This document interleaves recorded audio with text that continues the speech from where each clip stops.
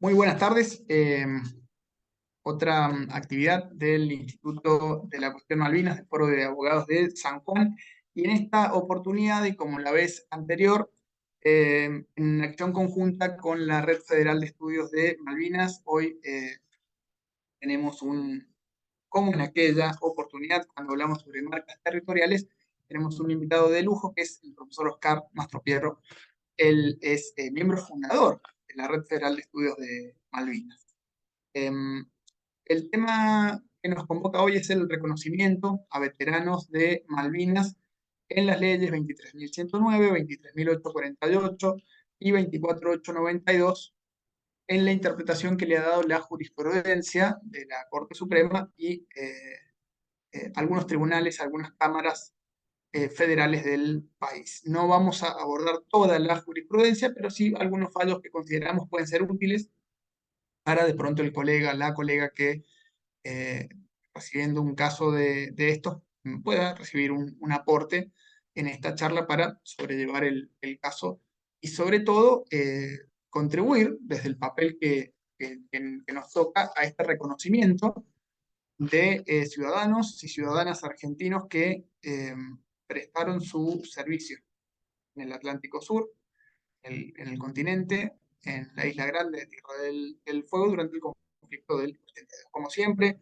damos las gracias a las autoridades del foro, al presidente doctor Marcelo Álvarez, a la vicepresidenta doctora Lloveras, al doctor Jorge Ape, siempre tan presente, a la doctora Persia también, que están siempre colaborando con las actividades del instituto. Si me permiten, voy a leer un texto que siempre es más fácil expresar lo que queremos expresar en esta tarde. El Instituto de la Cuestión Malvinas tiene entre sus objetivos el estudio de los argumentos jurídicos que respaldan los derechos de soberanía de la República Argentina sobre los territorios insulares, servicios marítimos en disputa con el Reino Unido y el análisis de las herramientas que brinda el derecho internacional para el logro de una solución permanente y justa, con respeto del principio de integridad territorial y de los intereses de la población isleña. La cuestión de las Islas Malvinas, la denominada cuestión de las Islas Malvinas, es efectivamente una política de Estado, en el sentido utilizado por Diego Lauler y Franco Castiglione en su libro Buenos Vecinos, conversaciones con Susana Ruiz Cerruti, del año 2022. Estos autores expresan que una política pública representa el modo en que el Estado se apropia de un tema de la agenda social problemática, lo hace suyo, destinándole atención y recursos para convertirlo en un asunto de valor público, esto es, una cuestión de interés general para el conjunto de los miembros de la sociedad. Así, toda política pública está vinculada a una cierta interpretación del interés general. La administración del Estado promueve y al mismo tiempo su implementación tiene un impacto profundo en la organización social existente, sobre la que esa política se aplica, afectando las condiciones de vida de los distintos sectores sociales involucrados. Lo que convierte a una política pública en una política de Estado no es solamente su continuidad en el tiempo, sino que especialmente la consolidación del objeto de la política pública como parte del interés nacional permanente. Cerramos cita. Además de la cuestión de las Islas Malvinas como tema principal, como tema determinante, como tema fundante, existen otros asuntos asociados, relacionados o anexos, algunos de ellos atinentes al derecho interno y no al derecho internacional. Como nos recuerdan Oriana Cherini y Lilian Berardi en su profundo trabajo del año 2020 sobre la exploración y explotación de los hidrocarburos, tomando desarrollos de Melo y de Orso, dicen estas autoras. Si bien el tema de fondo es el conflicto de soberanía, existen otros asuntos de relevancia para nuestro país, tales como la pesca, la exploración de los hidrocarburos, las telecomunicaciones y la cooperación humanitaria, entre otros. Estas temáticas son denominadas por algunos autores, Melo y Orso, 2000 y 2011 respectivamente, como problemas asociados. Dichos asuntos fueron tratados, dicen autores, en las relaciones bilaterales con Reino Unido con mayor o menor frecuencia desde la normalización de los vínculos diplomáticos en los años 90 del siglo pasado. Agregamos nosotros, además, que entre estos temas existen algunos que son ajenos a la relación bilateral con el Reino Unido. Y su origen se encuentra en normas de derecho interno. Es en tal sentido en que ponemos la atención en la evolución de la interpretación de las leyes 23.848, modificada por la 24.652, la ley 23.109 y la 24.892, a través de la jurisprudencia nacional, pues ello se incardina en uno de estos problemas asociados, relacionados o anexos a la cuestión de las Islas Malvinas. El análisis jurídico del reconocimiento de los derechos derivados de las leyes mencionadas a hombres y mujeres que prestan diversos servicios para el Estado en ocasión o por motivo del conflicto bélico de 1982 se funda en la consideración de un problema asociado a una concreta política de Estado. También se respalda en el logro del derecho humano a la igualdad ante la ley, contemplado en el artículo 16 de la Constitución Nacional y en el artículo 24 de la Convención Americana sobre Derechos Humanos. Asimismo, en el derecho a la propiedad concretizado en la percepción de créditos de naturaleza alimentaria. El reconocimiento que viene realizando la jurisprudencia es una forma de valorizar el tema Malvinas mediante uno de sus problemas asociados y un modo de proporcionar la sanación de las heridas de orden moral que dejó la guerra en cada ciudadano civil o militar que prestó servicios de algún modo, según su función y circunstancias, durante el conflicto bélico. También es un modo de promover la aplicación de los derechos humanos en relación a la actuación del Estado.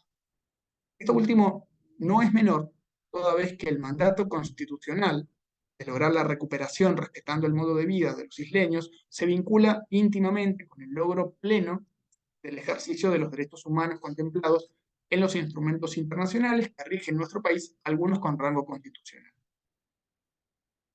Realmente, desde nuestro humilde lugar, expresamos nuestra confianza en que nunca más se buscará el remedio a la ilegítima ocupación colonial en la vía de las armas, siempre efímera, inestable y dolorosa, sino más bien en la fuerza del derecho, basado en la razón, dando por resultado la justicia y la paz.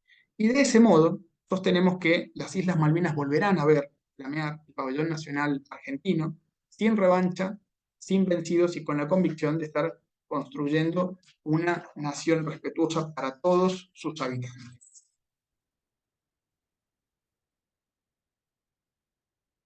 Vamos a compartir pantalla.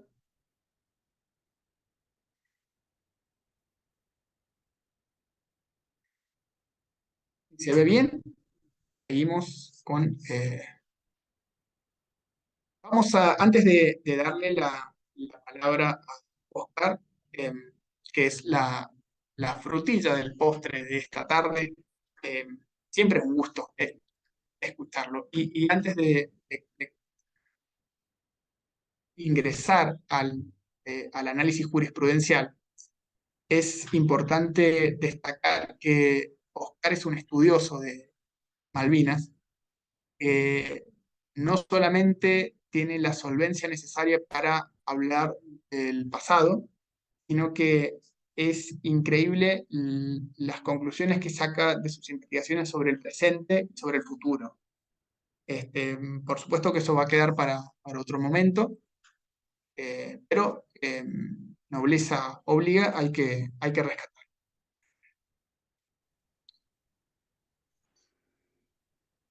Reconocimiento a veteranos en la actualidad de la interpretación jurisprudencial de las leyes. Bien, ¿cuál es el marco jurídico al que nos enfrentamos? Son beneficios que están contenidos en la ley 23.109, en la ley 23.848, que sufrió una modificación importante por la ley 24.652, y referido a oficiales y suboficiales en la ley 24.892. ¿Cuáles son los decretos reglamentarios refiere el decreto 509 del año 88 y el decreto 1244 del año 1998. Estas leyes establecen requisitos. Son requisitos de un triple orden. Para hablar de los requisitos muy brevemente, elegí esta foto. Es la única foto de la presentación sobre el conflicto de Malvinas. Y quizás Oscar me corrija, pero de donde la saqué, eh, la referenciaban como una foto en Río Grande.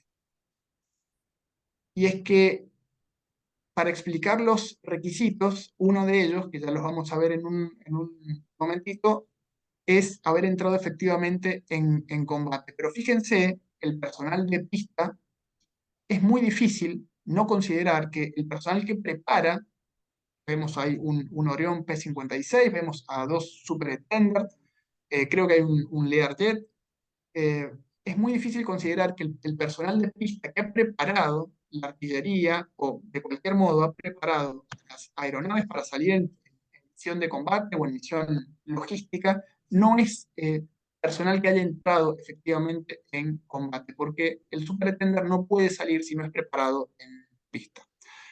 Los requisitos son de un triple orden. Un requisito temporal, es decir, desde el 2 de abril de 1982 al 14 de junio del mismo año.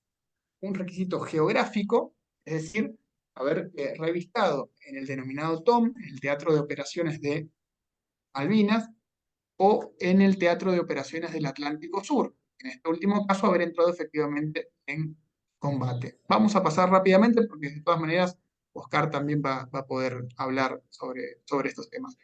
Y el tercer requisito es haber entrado efectivamente en combate. Este mapa ha sido extraído de una página gubernamental, argentina.gov.ar. Es la información oficial estatal que establece a qué nos referimos cuando hablamos del Teatro de Operaciones del Atlántico Sur y del Teatro de Operaciones de Malvinas, es decir, el requisito geográfico.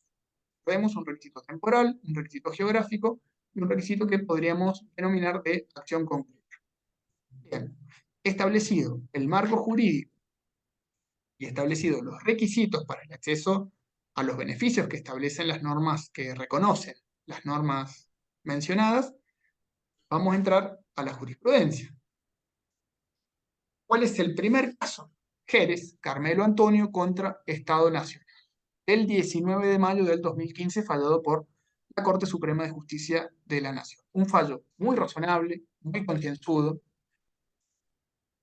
que, si me permiten, la Corte en este caso ubica razonablemente la interpretación de los tres requisitos, principalmente del requisito geográfico y del requisito de acción concreta. Si me permiten, yo quisiera leer el considerando quinto y el considerando sexto, que es donde vamos a encontrar lo medular. Corresponde ponderar que a fin de ser considerado veterano de guerra, la norma específica, en este caso se trataba de la interpretación de la Ley 24.892, requiere haber cumplido funciones el 2 de abril y el 14 de junio del 82 en el Teatro de Operaciones Malvinas, TOM, o bien en el Teatro de Operaciones del Atlántico Sur, TOAS, aunque en este último caso se exige además haber entrado efectivamente en combate. De tal modo, dice la Corte Suprema, puede afirmarse que la ley establece la concurrencia de un triple orden de requisitos: temporal, el geográfico y el de acción, que reclama haber entrado efectivamente en combate, citando acá la Corte el artículo 10 de la Ley 24.892. Sobre esas bases, dice la Corte, cabe concluir que, en el caso, el condicionamiento geográfico puede resultar caprichoso e irrazonable. La Corte no critica la existencia de los requisitos, pero sí la interpretación que se ha venido dando antes del 2015. El considerando sexto de Jerez, Carmelo Antonio contra Estado Nacional. La tarea del controlador aéreo, que era la función que tenía Jerez, en las condiciones de acción que caracterizaron el desenvolvimiento del suboficial retirado Jerez, no difiere en demasía de aquella desplegada por quien actuó en el espacio delimitado por el denominado TOM. Colaboración directa, activa y determinante de aquel con los combatientes asignados al operativo bélico debe ser efectivamente ponderado, por lo que el desentendimiento de tales circunstancias importaría una inadmisible discriminación que no ha de ser tolerada por el tribunal. A nuestro entender, este es un fallo medular, y desde este fallo surgen la posibilidad de reconocimiento sucesivo. Y considerando sexto, es que hacíamos mención en la presentación de que estos fallos contemplan una aplicación de los derechos humanos fundamentales. Ahora, en el mismo año, la Corte falla Arfinetti Víctor Hugo contra Estado Nacional. La Corte rechaza la demanda. ¿Cómo puede ser que en el mismo año la Corte acepta y en el mismo año la Corte rechaza? Y es que justamente Jerez y Arfinetti deben leerse conjuntamente, porque en este fallo, en Arfinetti y Víctor Hugo contra el Estado Nacional del 15 de diciembre del 2015, la Corte establece que los requisitos contemplados en la norma son obligatorios, son tres, y deben cumplirse conjuntamente. Si me permiten, leo el considerando quinto, Arfinetti y Víctor Hugo contra Estado Nacional. La postura adoptada por el ACUO, por el juez previo, implica en la práctica eliminar la distinción a que se aludió entre conscriptos que participaron en acciones bélicas y otros que no lo hicieron, homogeneizando indebidamente en un genérico todos participaron, que desvirtúa el sentido de la ley. A nuestra interpretación, lo que la Corte hace es explicar con realismo que entrar en combate no solamente es disparar un fusil, sino también muchas veces cuidar una retaguardia, hacer tareas de logística, desarrollar tareas en una pista, en una torre. Entrar en combate es mucho más que disparar un fusil en un contexto bélico. Eso es lo que nos parece que interpreta la Corte y que sirve para la ampliación con razonabilidad y con justicia de los derechos contemplados en el marco jurídico del reconocimiento a veteranos. Luego de esto siguen los fallos de campo. Uno de los más sonados fue el fallo Reynoso, porque se reconoció condición de veterana de la Guerra de Malvinas a una ciudadana que había prestado servicios de enfermería en Comodoro. Quisiera, si me permiten, leerles dos párrafos de este fallo que me parece que condensan la idea de la Cámara, en este caso fue la Cámara Federal de Seguridad Social, y eh, el fallo se emitió el 6 de mayo del 21. Dice la Cámara, el punto clave en este fallo, agrego yo, y en muchos otros, y en muchas otras condiciones que todavía no han ido a la justicia, el punto clave, decía, radica en decidir si la actora, en su condición de personal militar, enfermera de la Fuerza Aérea Argentina, por sus servicios prestados en el Hospital de Campaña Reubicable de Comodoro Rivadavia, reviste o no la condición de excombatiente por su participación en el conflicto bélico de Malvinas con derecho al beneficio que reclama. Y concluye la Cámara. Los servicios del accionante no se distinguen de las desarrolladas por quienes combatieron de manera efectiva, con lo cual no deben valorarse de distinta manera, como así tampoco de aquellos civiles que resultaron alcanzados por las previsiones del artículo 1 de la Ley 23.848, quienes, a diferencia de la señora Reynoso, tampoco se les exigió la participación efectiva en acciones bélicas. Se puede discutir si la ampliación es demasiado grande o no. Lo cierto es que me parece que Reynoso es coherente de pronto con Jerez y también con Arfinetti. Yo creo que cualquier demanda sobre reconocimiento de la condición de veterano de guerra debe eh, basarse jurisprudencialmente en Jerez, por supuesto, pero también en Arfinetti. Dos fallos recientes. El fallo Santillán, de la Cámara Federal de Corrientes, y el caso de los exsoldados del Regimiento 17 de Catamarca. Desconozco en estos últimos dos casos si se encuentran firmes. Vamos con Santillán. Dice, en este caso, la doctora Selva Soto, una de las firmantes de la sala. Ha quedado demostrado que durante el conflicto bélico del Atlántico Sur, los actores se desempeñaron como tripulantes,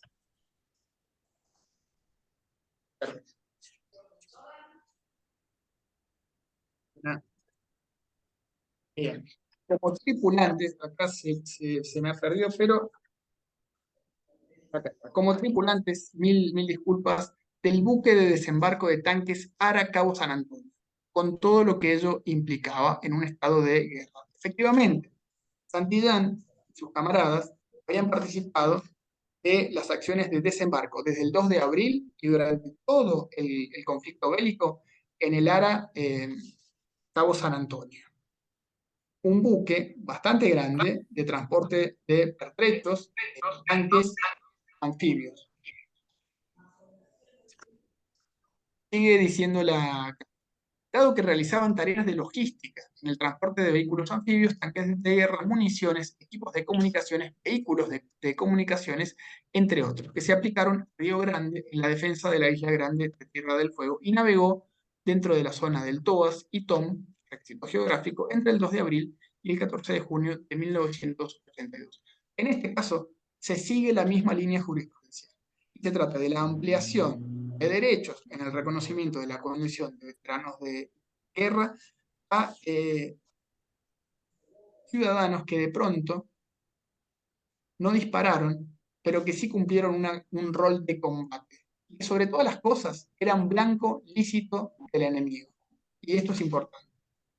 Finalmente, el caso de los ex soldados del Regimiento 17 de Catamarca, si me permiten leer un párrafo destacado, para acceder a la pensión, dice la Cámara Federal de Tucumán del 29 de diciembre del 22, es necesario haber operado en áreas de riesgo de posible contraataque o desembarco en la zona, y que a los actores les corresponde esta consideración, ya que prestaron servicio efectivo como oficiales y suboficiales para la Armada Argentina dentro del Teatro de Operaciones del Atlántico Sur, en el Regimiento de Infantería Aerotransportado 17, paracaidistas, integrando las fuerzas de tareas Trueno, cumpliendo tareas de logística, inteligencia y seguridad hasta el 15 de junio de 1982, y si bien no llegaron a entrar en combate, realizaron tareas de vital importancia.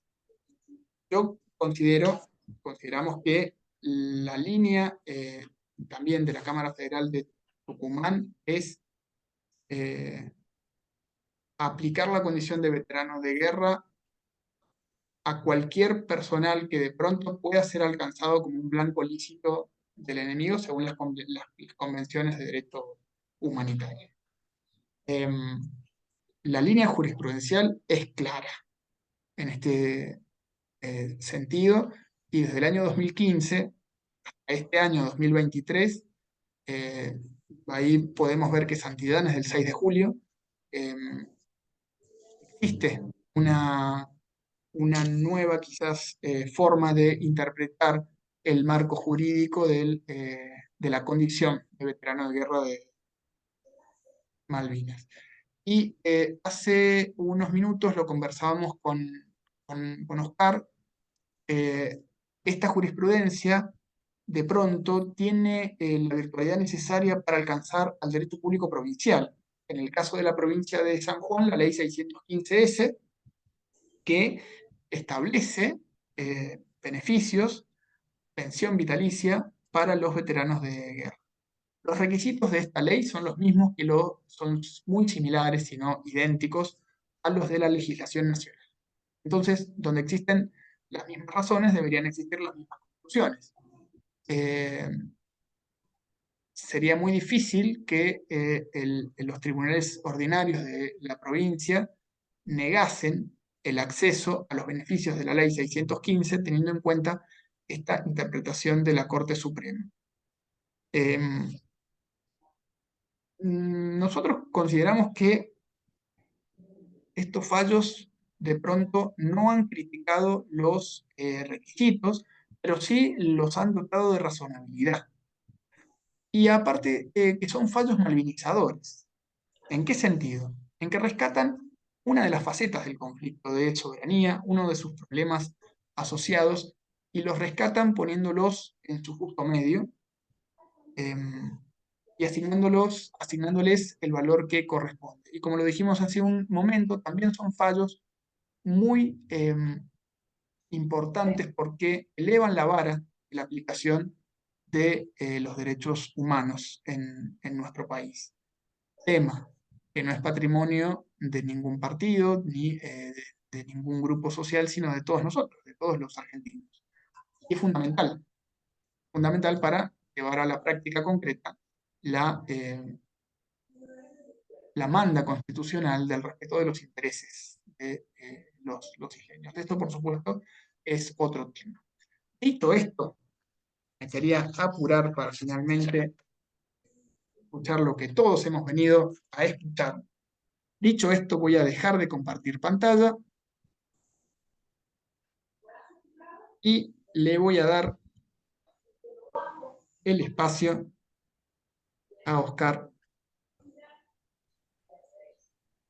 Vamos a hacer una breve presentación.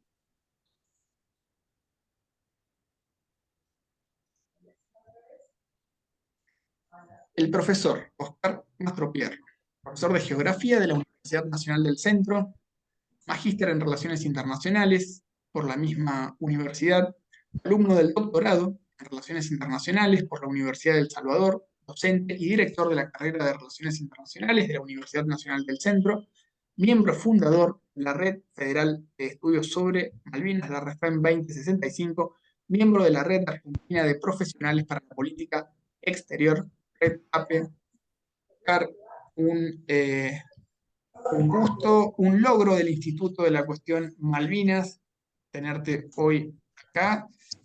Un placer poder realizar esta actividad conjunta con la red federal, con la REFEM 2065. Oscar, el Zoom, todo tuyo, me muteo y te escucho con total gusto.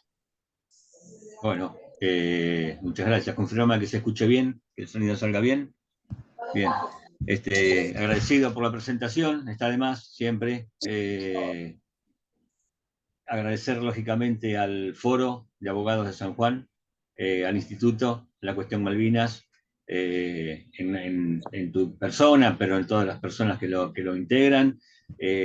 Agradecer también a la Red Federal de Estudios sobre Malvinas, la REFEM 2065, que nos permitió conocernos en un par de congresos y a partir de allí continuamos un camino juntos casi. Y también poder decir que soy miembro de la Asociación Civil de Ex Soldados del Batallón de Infantería de Marina número 1, unidad en la cual me encontraba haciendo el servicio militar en 1982 cuando estalló el conflicto, también como socio y como miembro fundador. Por acá también hay algunos integrantes de aquella unidad y de la asociación. Eso por un lado.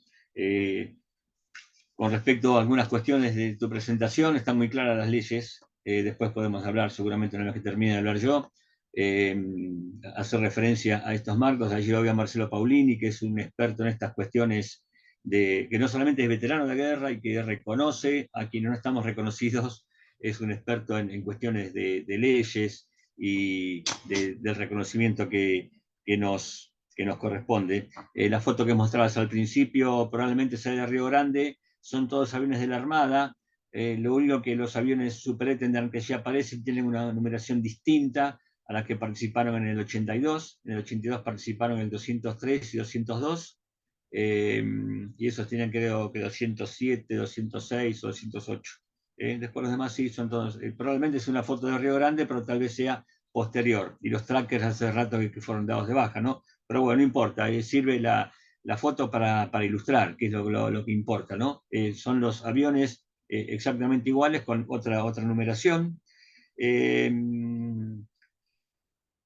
¿Qué otra cosa? El mapa que presentaste, sí, es el que está publicado en la página del Ministerio de Defensa, creo, cuando habla del TOM, TOAS y TOS. Eh, probablemente sea el mapa oficial que ahora tiene el Estado argentino, pero en los archivos que se han desclasificado hace poco tiempo atrás. Aparece el mapa del TOAS, ahora hacemos referencia a qué significa todo esto, ¿no? Al mapa del TOAS que está firmado de puño y letra por el almirante Lombardo, que no es tan preciso como ese, es más genérico, pero hasta que no aparezca uno más puntual, que no sé si es este que vos presentaste y que todos conocemos y al cual tenemos acceso, es el que corresponde utilizar.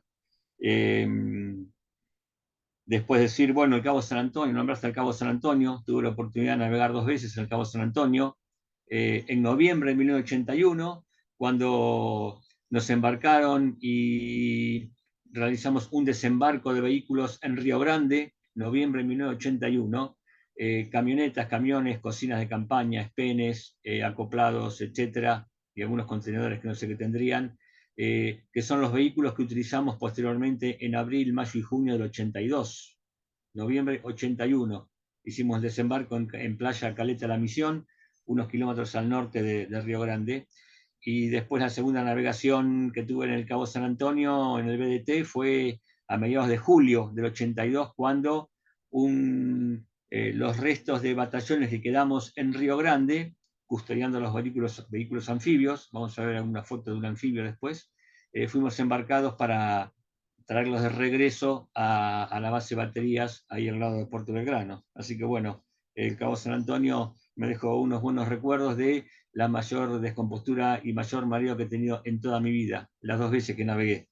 No podía estar parado de la descompostura que tenía, pero bueno, fue navegar en un buque como ese fue fantástico. Era la primera vez que me subí a un barco, ni siquiera una canoa había subido. Y lo último que quería comentarte es que para los que estábamos haciendo el servicio militar, mientras tanto voy compartiendo pantalla, para los que estábamos haciendo el servicio militar en aquella época en la Infantería de Marina, el conflicto para nosotros empezó mucho antes, el 20 de marzo del 82, que es el día en que recibimos la orden de armarnos. Ese día, que fue un viernes, a eso de las 6 de la tarde aproximadamente, se nos ordenó ir a buscar a los suboficiales encargados de los pañoles, de ropa y de armamento, y se nos arma. Es el día siguiente al que comienza el conflicto en las Georgias, ¿no? Con los chatarreros. Bueno, y a partir de allí la escalada no se detuvo. Tuve la suerte también de estar en el puerto, en Puerto Belgrano, el domingo 28 de marzo, el día que la flota argentina zarpa hacia Malvinas, cuando todos suponíamos que se podía tratar de alguna cuestión vinculada con Chile, o que se trataba de un ejercicio más. En la base de baterías, la infantería tenía por costumbre embarcarse y realizar ejercicios de desembarco anfibio en la zona de Monte Hermoso, en Península Valdés, en alguna playa de en Río Grande.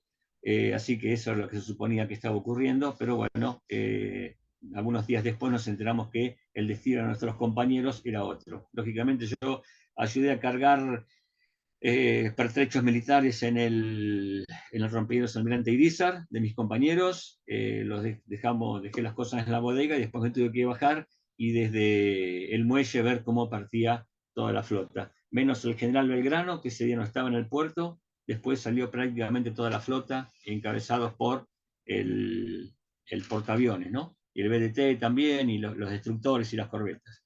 Bueno, para complementar lo que vos comentabas de las leyes, reconocimientos y TOAS, TOS, etc., vamos a hacer referencia a qué es lo que pasó en Tierra del Fuego, específicamente en Río Grande, sobre todo en los acontecimientos de mediados de mayo del 82, aunque Río Grande tuvo una importancia operativa tremenda dentro del conflicto por lo que significaba su base aeronaval. Y esto nos va a ayudar también, este mapa de presentación, que corresponde a la tapa de un libro, Ataque en Río Grande, de Jorge Muñoz. Allí no solamente se ve la parte argentina de Tierra del Fuego, en color más oscuro, sino que se ve el Océano Atlántico, con un posible submarino británico, y se ve en color más esfumado el límite con Chile, Con lo cual acá está representando lo que significaba el doble frente de Tierra del Fuego, pero del conflicto en sí. El doble frente al este, Gran Bretaña, con las Malvinas, al oeste, Chile, con no sabemos lo que podría llegar a ocurrir. Este trabajo que lo hemos hecho en conjunto con Carlos Tean, un compañero del servicio militar y que también forma parte del RFEM y que también se preparó estudiando ciencia política en USAL, por ahí lo tenemos a Carlos, que recién se conecta. Lo hemos podido presentar en distintos lugares, ahora en San Juan, pero antes en Mendoza, en Jujuy, en Buenos Aires, en La Plata, acá en Tandil, en Viedma, en Bahía Blanca, en Rosario, entre otras cuestiones. La idea es comentar qué pasó en Río Grande y por qué consideramos que Tierra del Fuego estaba dentro del TOAS, después explicaremos qué era, y por qué los que estuvimos en la defensa de Río Grande también merecemos el título de veteranos de guerra. Digamos también que, ahora vamos a ver una foto más adelante, nuestra unidad, el Batallón de Infantería de Marina número 1, participó en la Operación Rosario y tuvo los 3 primeros muertos del conflicto. El 2 de abril cayó nuestro segundo comandante, el capitán Giaquino, en la toma de la casa del gobernador, y el 3 de abril, al día siguiente, 2 compañeros, 2 conscriptos, como nosotros, caen en la recuperación de las Islas Georgias en Grytviken. Digo esto para que se vea qué lugar tenía nuestro batallón, el BIM 1, dentro del conflicto de Malvinas. Río Grande tenía como principal base operativa, a ver si lo puedo pasar, ahí, la base aeronaval Almirante Quijada, hoy se cambió de nombre y creo que se llama algo vinculado con los héroes antárticos, algo así. En aquel momento era el Almirante Quijada y esa es una foto del hangar de los aviones, lógicamente, sobreimpreso allí el nombre de la base. Una base que estaba muy próxima a la ciudad de Río Grande. Esta es una fotografía mucho más reciente donde la ciudad ha avanzado sobre la base y sobre la pista de aviación. En aquel momento estaba cerca, pero no tanto. Y eso hacía que la vinculación entre la ciudad y el aeropuerto, la base aeronaval, y el batallón de infantería de marina que estaba en Río Grande, tuvieran una gran conexión. Los aviones que llegaban a la base de Río Grande tenían que sobrevolar la ciudad para poder aterrizar. Y esto durante el conflicto fue más que trascendente porque lo que pasaba por arriba de la base eran los aviones que volvían de Malvinas. En algunos casos se los veía despegar y se los veía llegar a los que tenían la suerte de regresar. Aquí hay una fotografía, sí, de aquella época, de la época de la guerra. Ahí tenemos la pista, evidentemente muy notoria, y 2 construcciones. Las más cercanas, que tienen los techos rojos, esa es la parte militar de la base. Allí se alojaban y dormían y comían los pilotos de los aviones que atacaban las islas. Y la parte que está hacia el centro de la foto, en color gris, con galpones más grandes, allí estaban ubicados los aviones. Allí estaba la aeroestación, la torre de control, donde estaba Jerez, por ejemplo. Estaban los pilotos, los mecánicos, armeros, todo lo que tenía que ver con el abastecimiento y la preparación de los aviones. Es allí donde había cientos de bombas apiladas y acomodadas para ser utilizadas en los aviones. La siguiente foto se vincula con la que mostrabas vos, Carlos, hoy. Aquí tenemos alguna parte del componente aéreo de la base aeronaval Río Grande. Allí hay un avión de transporte de la Armada y al fondo se ven 3 aviones Dagger de aquí de la 6ª Brigada Aérea de Tandil. Estuvieron hasta hace unos años aquí y se ven tanques de combustibles en proximidades de los aviones, distintos elementos para transportar carga, bombas, etc. Aquí tenemos otra imagen de los aviones Dagger de la Fuerza Aérea Argentina, que cumplieron un gran desempeño desde Río Grande, lo mismo que los aviones A4B de la Fuerza Aérea, también tenían parte de ellos el despliegue en Río Grande. y aviones A4Q de la Armada. Estos aviones embarcaban en el rompehielos, perdón, en el portaaviones. También cumplieron sus misiones desde Río Grande. Y la estrella, lo que mostrabas hoy, aquí hay un Superétendard con un misil Exocet bajo su vientre, estando preparado para partir hacia el ataque. Y aquí tenemos uno de los aviones que está siendo armado por el personal de la Armada y acondicionando el misil al avión para poder llevar adelante sus ataques. Ahora comentamos algo de los ataques que se hicieron desde Río Grande. Estos aviones y otros, los Learjet, por ejemplo, que también tenían de la Fuerza Aérea, que tenían su asiento en Río Grande, tenían que ser protegidos. Y la protección de estos aviones y de los pilotos y de los armeros y de esa gente que está allí trabajando en el avión estaba a cargo fundamentalmente de la Infantería de Marina, al cual yo, como decía, pertenecía como conscripto. Dentro de la Infantería de Marina, la defensa de Río Grande fue destacada a estos escudos, estas unidades que se ven aquí, que pertenecían a la Brigada de Infantería de Marina número 1, con asiento en la base de baterías, pegado a Puerto Belgrano y a unos 13 kilómetros de Punta Alta, el Batallón de Infantería de Marina 1 y el 2, el Batallón 3 también, que estaba en aquel momento en La Plata, formaba parte de esta brigada, el Batallón de Apoyo Logístico, de la Compañía de Exploradores, entre otros, más la Fuerza de Apoyo Anfibio, que se llamaba FAPA, conformada por los vehículos anfibios y las unidades de artillería antiaérea y artillería de campaña, y lo que se llamaba, aquí lo tenemos en la próxima, una más acá, la siguiente, ahí, y la Fuerza de Infantería Marina número 1, conformada por lo que se llamaba BIN 4, que era una unidad que se encontraba en la Patagonia. Ese mapa nos permite ver la disposición de la defensa de Río Grande, y que todas estas unidades, que están en amarillo, conformaban lo que se llamaba Reserva Estratégica Operacional del Teatro de Operaciones del Atlántico Sur, Reserva Estratégica Operacional del TOAS. Ahí están la Brigada número 1, la FAPA, la Fuerza de Infantería número 1. Allí está la disposición. En el centro se puede ver, dice Base Aeronaval Río Grande. Allí estaba desplegado fundamentalmente el Batallón de Artillería de Campaña, que era de Infantería de Marina.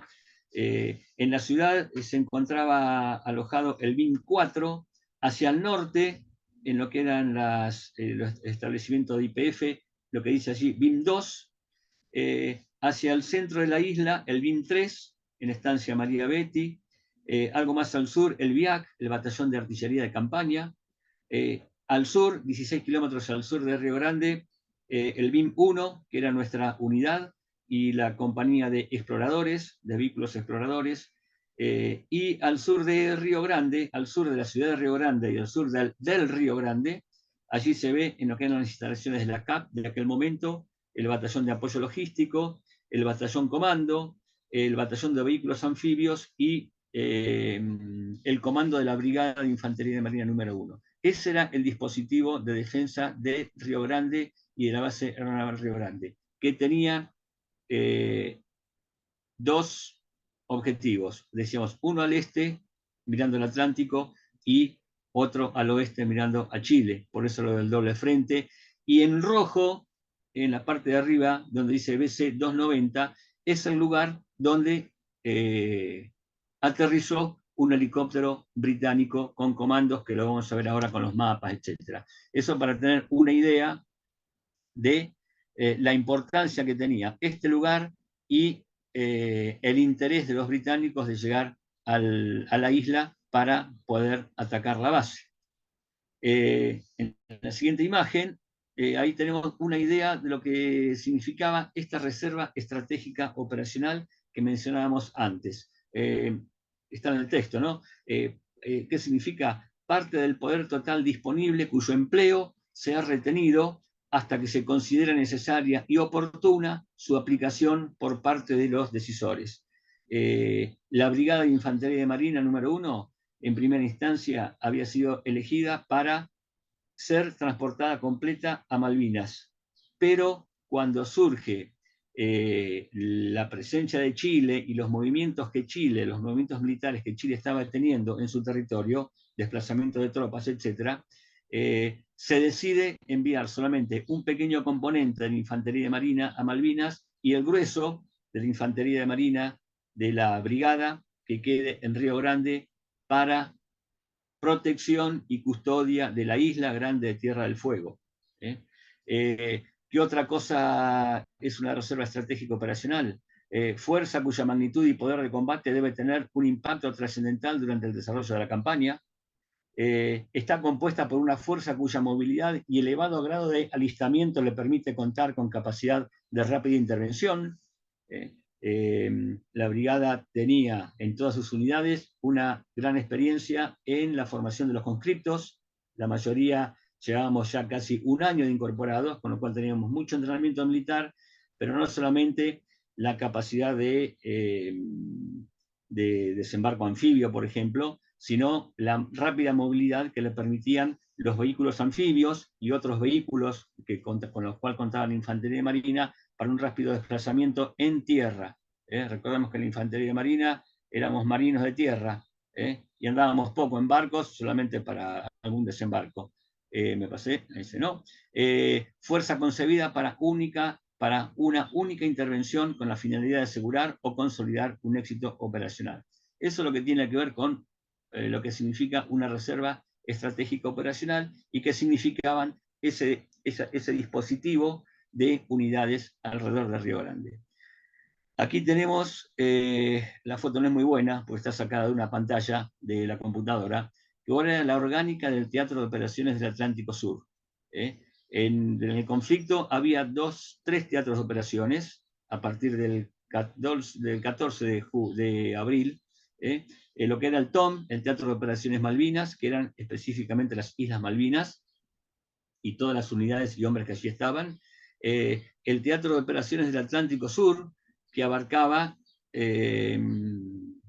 todo el frente litoral marítimo, hasta que finalmente después se lo separa lo que es el TOS, como decíamos, el 14 de junio, perdón, el 14 de junio, el 14 de abril, pero ¿qué pasa?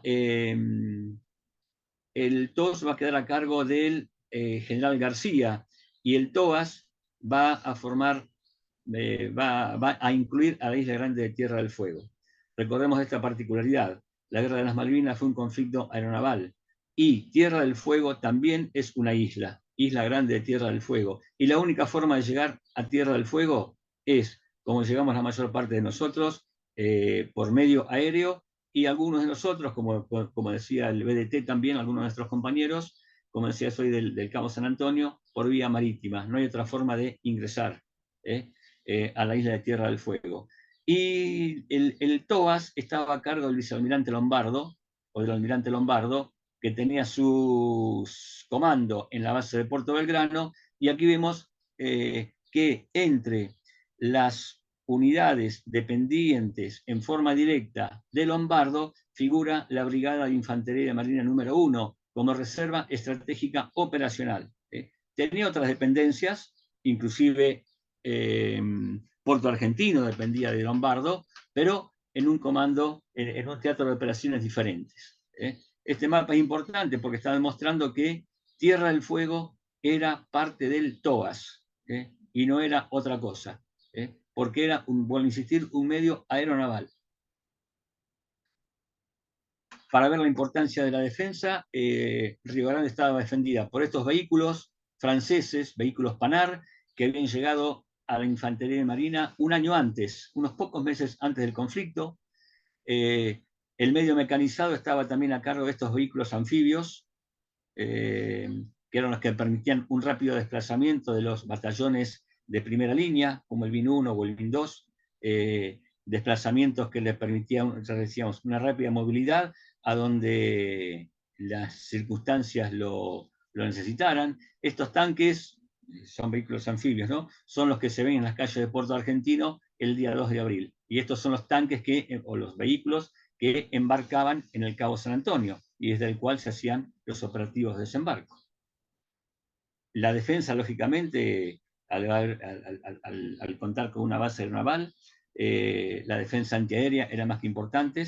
Allí había cañones antiaéreos de la Infantería Marina, de la Fuerza Aérea y del Ejército Argentino, que cubrían perfectamente todo el espacio de la base aeronaval para su protección de posibles ataques aéreos. El comando y las operaciones se realizaban desde un búnker que estaba a gran profundidad, la central de operaciones de combate. Era un edificio con forma de H, donde se planificaban todas las actividades y se recibía toda la información desde Malvinas y de las demás bases. Tuve oportunidad de entrar una vez en ese lugar, conocer esa parte.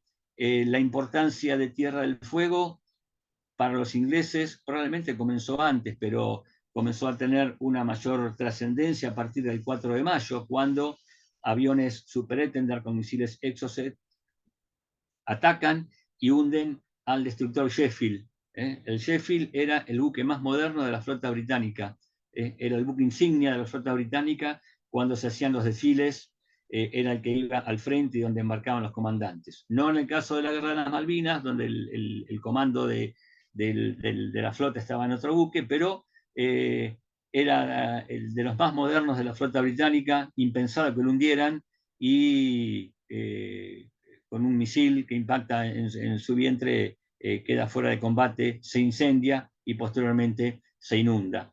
Se inunda y se hunde, ¿no?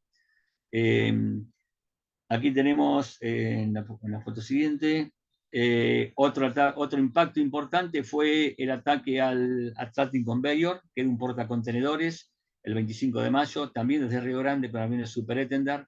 El Atlantic Conveyor traía enorme cantidad de repuestos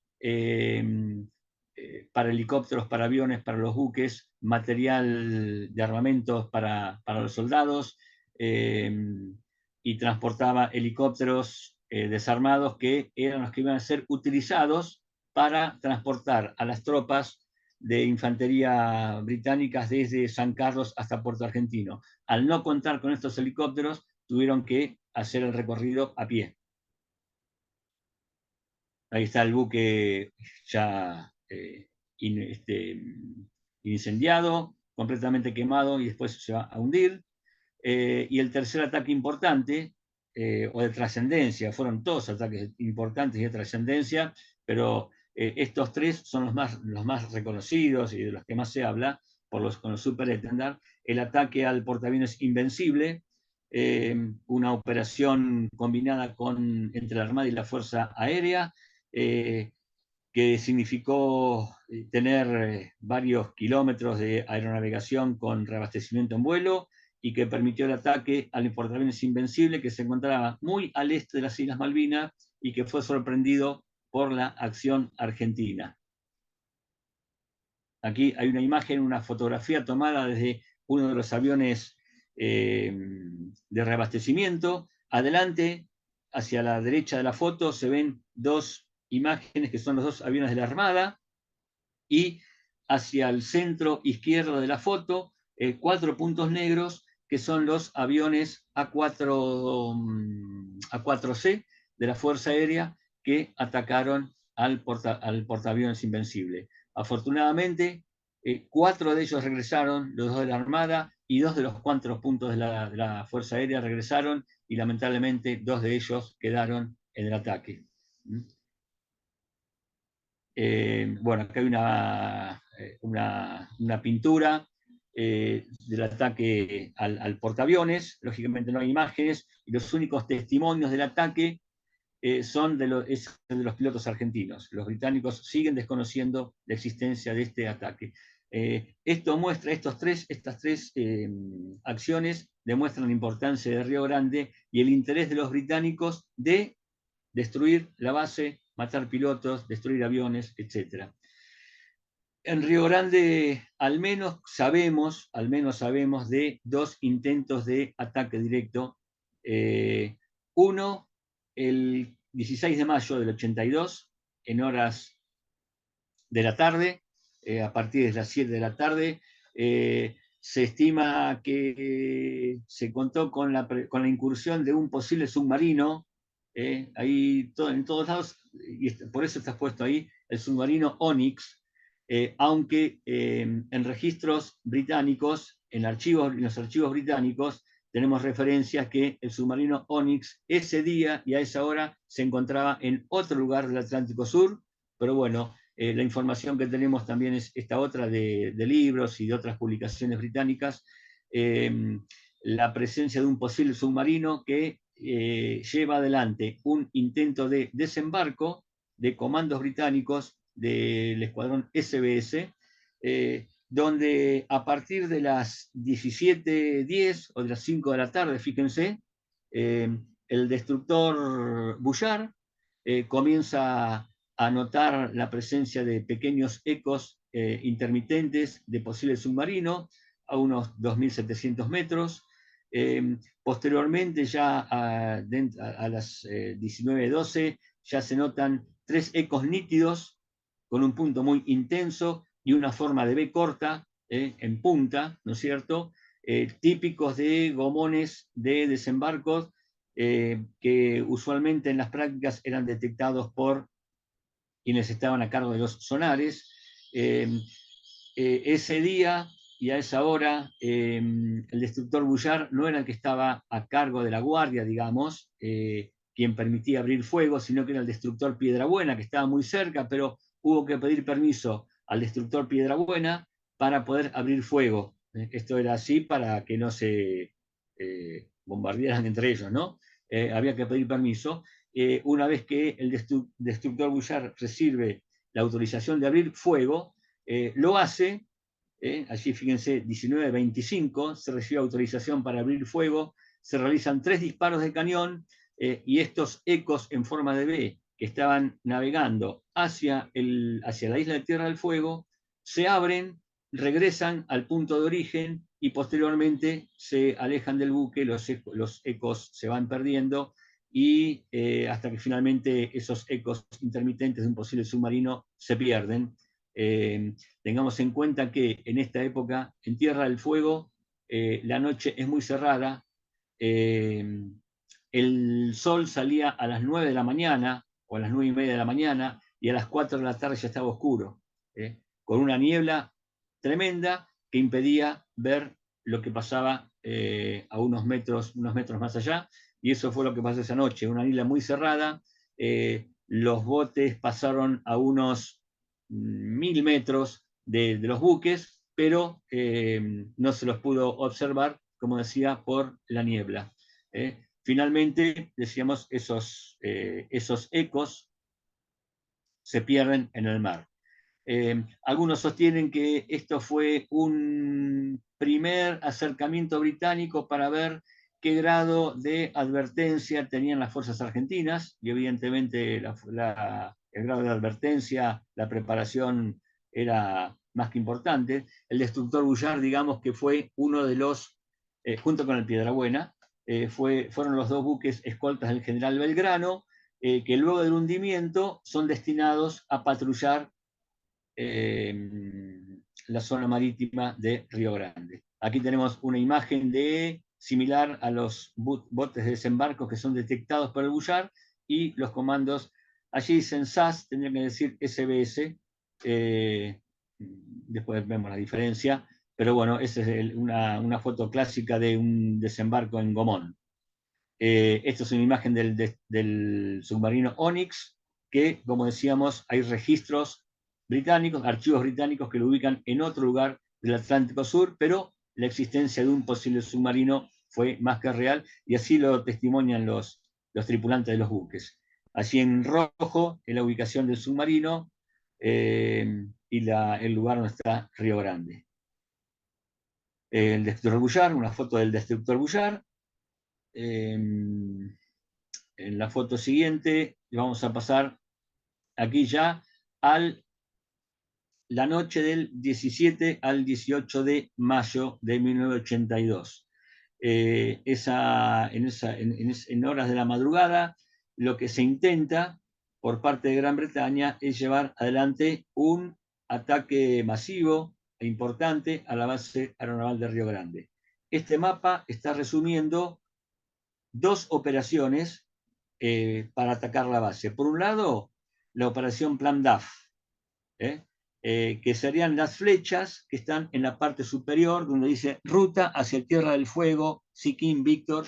Eso es Plan DAF y es un helicóptero que parte desde el portaaviones Invencible para tratar de colocar una señal electrónica cerca de la base aeronaval de Río Grande. Y las otras flechas, las que vienen desde el norte y que ingresan por el sur de Tierra del Fuego, forman parte de la operación Mikado, que no llegó a realizarse porque falló la primera, y consistían en dos aviones Hércules que venían desde la isla Ascensión, allá entre Brasil y África, bien en el centro del Atlántico, que eran los que transportaban a los comandos que iban a atacar y a matar a los pilotos en la base de Río Grande. Aquí tenemos el desarrollo de los hechos de la operación Plan DAF, noche del 17 al 18 de mayo.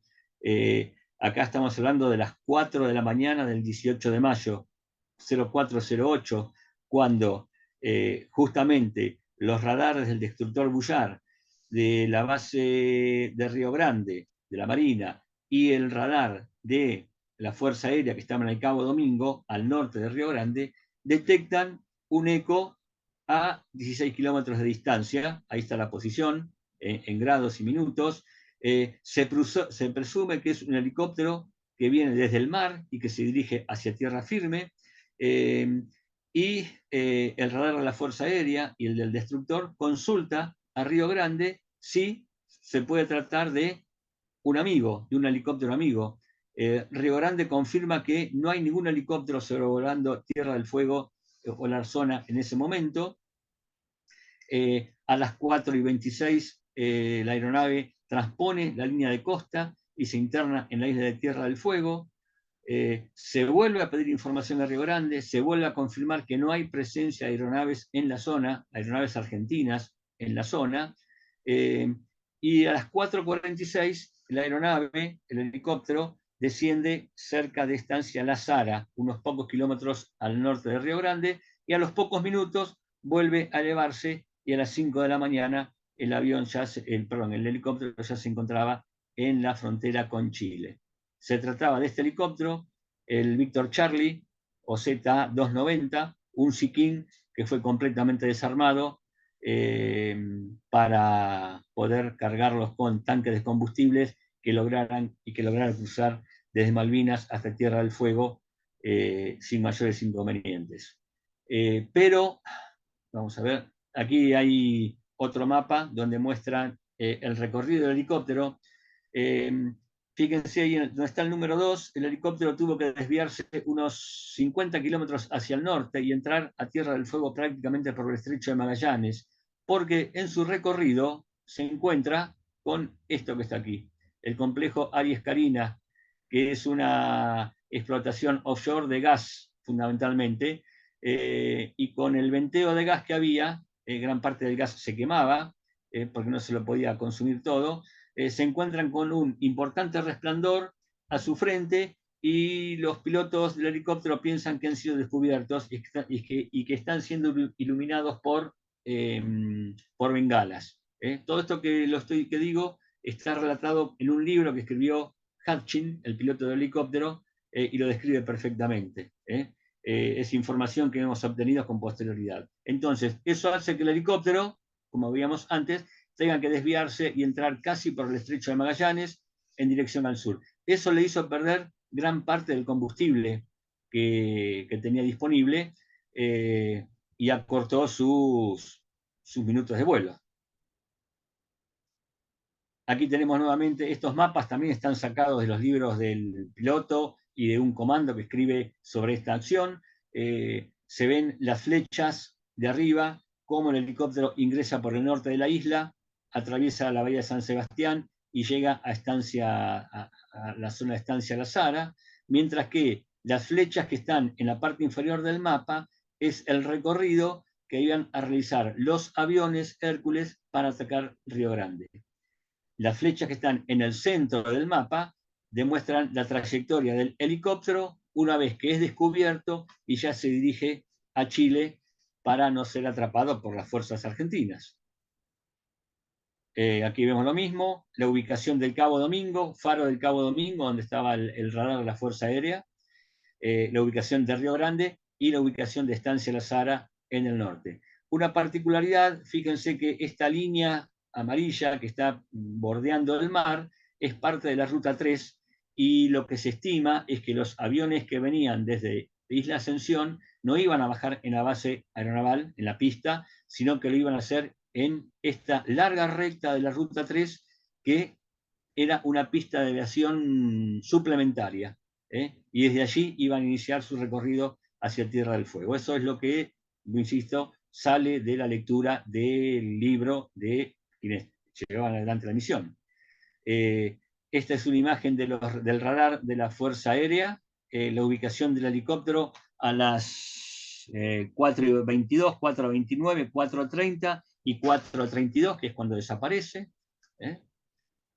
En la localidad de Agua Fresca, sobre el estrecho de Magallanes, en Chile, el helicóptero baja y deja a los comandos que traía en su interior, y el helicóptero va a cruzar el estrecho de Magallanes hacia la zona de Punta Arenas. También digamos que cuando el helicóptero desciende en Tierra del Fuego, en la Estancia La Sara, los comandos bajan del helicóptero. Quien dirigía los comandos tiene una discusión con el piloto porque no estaban seguros de la ubicación del helicóptero, si estaban en el lugar que efectivamente tenían que estar para dejar ese radio faro, esa señal electrónica, y el helicópterista, al no poder dar testimonio que estaba en el lugar que tenían que estar, por la niebla y por la mala cartografía que tenían, los comandos deciden subir al helicóptero y escapar hacia Chile. Allí tenemos una imagen de los restos del helicóptero británico que están siendo enterrados por carabineros de Chile, ahí en la costa del estrecho de Magallanes. El helicóptero fue destruido por la tripulación, se le intentó hundir en el estrecho de Magallanes, pero como tenía poca profundidad, no tuvieron suerte y el helicóptero tuvo que ser enterrado por autoridades chilenas. Aquí tenemos la tripulación del helicóptero en una conferencia de prensa que dieron unos minutos antes de ser embarcados en un avión hacia Gran Bretaña. La persona que está de frente, ahí con el flequillo, medio flequillo sobre la frente, es Hutchin, el piloto del helicóptero. Bueno, vamos a ver algo más adelante. Aquí tenemos la operación Mikado, la operación que no fue porque tuvo que ser abortada cuando falla el helicóptero. La operación Mikado ya estaba en marcha, los aviones estaban volando hacia Tierra del Fuego. Algunos dicen que cuando estaban a 30 millas de distancia tuvieron que abortar la misión porque el helicóptero les informa que no pudieron llevar adelante su misión. Y el avión iba a ingresar aquí por el sur de Tierra del Fuego, si se alcanza a ver la línea, ingresar a Chile y regresar a la Isla Grande de Tierra del Fuego, sector argentino, desde el oeste. Y allí llevar adelante el ataque, cosa que no se pudo hacer. Venían pertrechados con estos tipos de vehículos, los SAS, los SAS, venían pertrechados con este tipo de vehículos con los cuales se iban a dirigir hacia la base, y motos con las cuales iban a atacar a la base. Decíamos, destruir aviones, matar pilotos, destruir la pista si se podía, y regresar a los aviones si podían, y de esa forma escapar hacia Chile. Si no, escapar hacia Chile de la forma en que lo pudieran hacer. Fue tal la importancia de esta misión que la Armada o Gran Bretaña condecoró a los miembros de esta misión con estas medallas que vemos aquí. Esto está sacada de Navy News, la revista de la Marina Británica. Hay otra foto después del año pasado, donde están los pilotos y los comandos siendo condecorados 40 años después por Gran Bretaña por la misión que tuvieron que llevar a cargo y que tuvo que ser abortada, y que no la pudieron llevar adelante, que no tuvieron éxito en la misma. Decíamos por la defensa argentina tan cerrada que había de Río Grande, pero fueron condecorados y reconocidos sus actos de heroísmo porque se lo consideraba una misión sin regreso. Se estimaba que el 90 o el 99% de posibilidades de volver con vida a Gran Bretaña eran nulas. Por eso el reconocimiento que se le hace a esta gente. Aquí tenemos algunos testimonios del lado de Argentina. Por ejemplo, este es un libro que publicamos aquí en la Universidad del Centro, donde se hizo reportaje a veteranos de guerra y a los familiares y las esposas de los veteranos. Este es un reportaje que se le hace a la señora de un integrante de la Fuerza Aérea a cargo de un cañón antiaéreo. Lo que tenemos que decirlo, porque es uno de los cañones antiaéreos que derriba uno de los aviones británicos, uno de los Harrier, y la periodista le pregunta a la esposa, ¿usted por qué se vino acá, digamos, a Buenos Aires? Por mis padres, dice, que estaban acá los dos, y mi marido también. Mi marido dice lo que significa, mi marido también me dijo que me viniera para acá. ¿Por qué no te vas? Le dijo, hablando por teléfono, él de Malvinas y ella en Río Gallegos. ¿Por qué no te vas? Que vas a estar mejor, porque también hay probabilidades de que ataquen el continente. Eso le dice el marido desde Malvinas a Río Gallegos. Aquí tenemos un extracto de un discurso que dio Cristina Fernández cuando era presidenta de Argentina en Río Gallegos en 2015. Dice, una de las estrategias de los ingleses era bombardear la ciudad de Río Gallegos. Una cosa es mirarlo por televisión y otra era estar acá, no sabiendo qué iba a pasar esa noche o al otro día. Siendo la presidenta del país, supongo que alguna información adicional tendría para dar estas declaraciones y decir esto en un discurso oficial ante todas las autoridades el día 2 de abril. Y otro testimonio que tomamos, hay muchos más, pero bueno, este es del almirante Carvajal, que era nuestro comandante de 1982, el comandante del batallón del 82, y que al mismo tiempo fue el jefe de operaciones de la Operación Rosario, es decir, era el tercer jefe de la Fuerza de Desembarco. Insisto con esto, al igual que lo dije aquí, ¿no? Y de la Georgia, para que ustedes vean el lugar en el cual está ubicado nuestra base y nuestro batallón. ¿Qué dice el almirante? Bueno, que el batallón se desempeñó en Malvinas y en Georgia con presencia del enemigo real. Y tuvo otros hombres que actuaron cerca del enemigo en la isla grande de Tierra del Fuego y que tal vez expusieron sus vidas sin saberlo. Dice, yo como su comandante doy fe de que todos estuvieron en zona de riesgo y que la cercanía del enemigo era tan próxima que había olor a enemigo. Bueno, este es el testimonio más próximo que tenemos de nuestro comandante sobre la función que tuvimos y el riesgo que tuvimos los conscriptos que pertenecíamos al batallón. Esto es importante porque fue un discurso oficial en un acto realizado en la base de baterías, pero está grabado, está publicado, pero bueno, no tenemos nada firmado, pero sirve como testimonio. Este hombre que está aquí, de camisa con cuello blanco, a la izquierda, es un suboficial, Pedro Prudencio Miranda, de la Fuerza Aérea Argentina, que logró desactivar una bomba que se activó el día 11 de junio en la base aeronaval de Río Grande. Una bomba de 500 libras que estaba colgada del ala de un avión Dagger, de la sexta brigada, se activó, por alguna falla se activó y la bomba estuvo a décimas de explotar, con lo cual hubiera explotado toda la base, hubiera destruido los aviones, matado a los pilotos y hubieran logrado el objetivo que los ingleses no pudieron en mayo.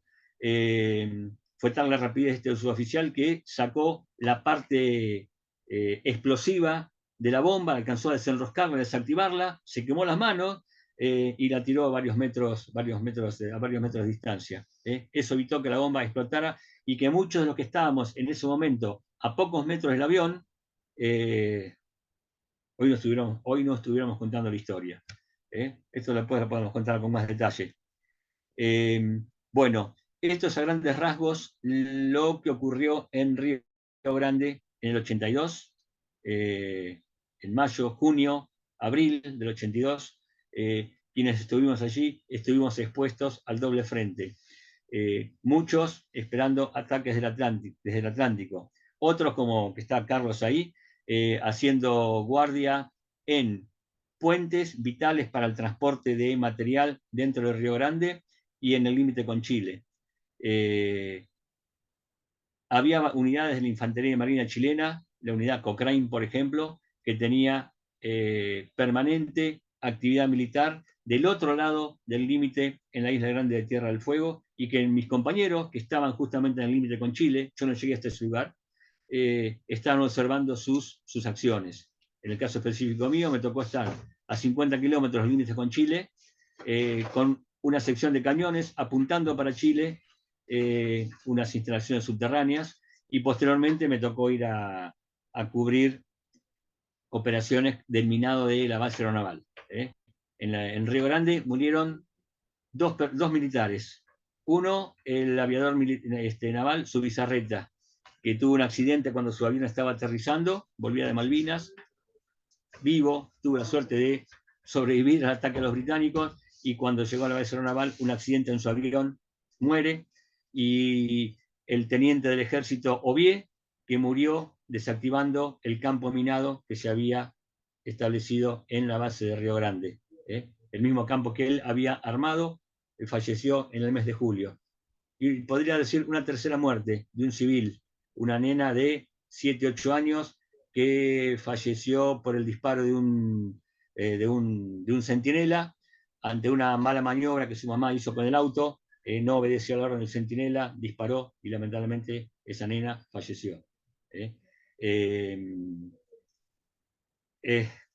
Con este testimonio, no solamente el mío, de muchos otros, Carlos puede decir su experiencia también, creemos que Río Grande fue una zona de guerra. Estuvimos con los británicos enfrente, a 10, 15 kilómetros de distancia, y el riesgo de ser atacados y ser observados por esos comandos era la misma que los buques de la Armada tenían con respecto a los submarinos. Los buques seguramente han sido observados por los submarinos y no fueron atacados. ¿Quién sabe por qué? Y nosotros estuvimos bajo la observación de los comandos británicos y no fuimos atacados porque algo les falló en su dispositivo de ataque. Por suerte para nosotros, tal vez hoy no estaríamos acá, o no tanto. Carlos, esto es lo que tenía para decir. Hay muchas cosas más, muchos más detalles. Si hay alguna pregunta, testimonios, hay gente ahí que sabe mucho del tema y seguramente van a poder aportar lo que saben. Así que bueno, gracias por la presencia y gracias a toda la gente que se ha conectado, que le interesa el tema. Bueno, Oscar, muchísimas gracias. Una elocuencia a la que ya estamos acostumbrados.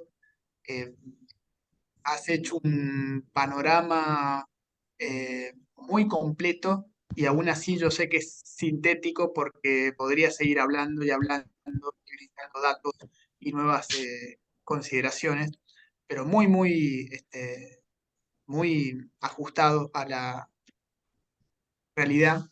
Eh, una consideración jurídica es la base fáctica justamente de todo el marco jurídico del cual hemos hablado al principio. Entonces creo que eh, se ha complementado muy bien la primera parte breve, introductoria de esta charla con lo que nos hace brindado.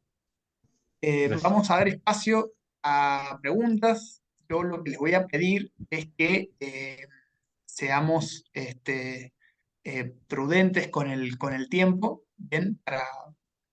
Como todos saben, esto queda grabado y un buen video no debe ser extremadamente largo, ¿bien? Entonces, voy a dar primero la palabra al colega Andrés Gasso eh, para que haga una pregunta a Oscar, seguramente.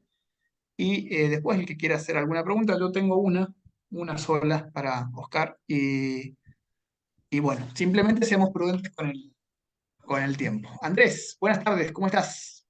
¿Qué tal? Buenas tardes, Carlos. Felicitaciones a ambos por la exposición realizada. Bueno, la pregunta que quiero hacerte, Oscar, es, sabemos que hay un lineamiento que tiene la Corte Suprema de Justicia de la Nación, pero en base a muchos aportes inexactos que ha habido de la participación de toda la gente movilizada en nuestro sur argentino.